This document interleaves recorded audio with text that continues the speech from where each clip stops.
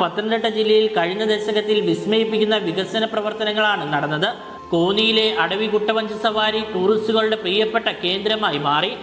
അച്ചൻകോവിലാറിന്റെ തീരത്തെ ഈ മനോഹര ദൃശ്യം ആസ്വദിക്കാൻ നിത്യേന നൂറുകണക്കിന് ആളുകളാണ് എത്തുന്നത്.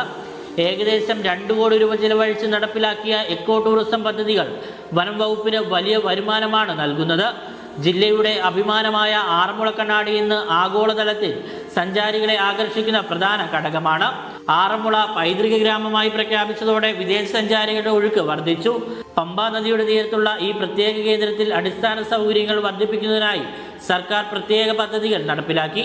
പ്രകൃതി സ്നേഹികളുടെ സ്വർഗമായ ഗവിയിലേക്കുള്ള യാത്ര സുഗമമാക്കാൻ റോഡ് നവീകരണവും ഗതാഗത സൗകര്യങ്ങളും വർദ്ധിപ്പിച്ചു.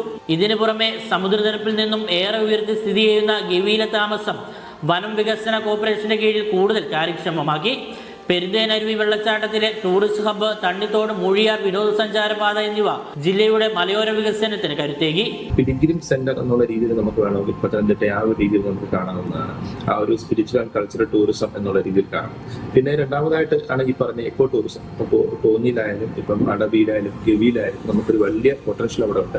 അച്ചൻകോവിൽ, ആര്യങ്കാവ് വിനോദസഞ്ചാര സർക്യൂട്ട്, നീരൊഴുക്ക്, നിലയ്ക്കാത്ത വെള്ളച്ചാട്ടങ്ങൾ, സാംസ്കാരിക പൈതൃക കേന്ദ്രങ്ങൾ എന്നിവ പത്തനംതിട്ടയെ കേരളത്തിലെ പ്രധാന ടൂറിസ്റ്റ് ഡെസ്റ്റിനേഷനായി ഉയർത്തിയിരിക്കുകയാണ്.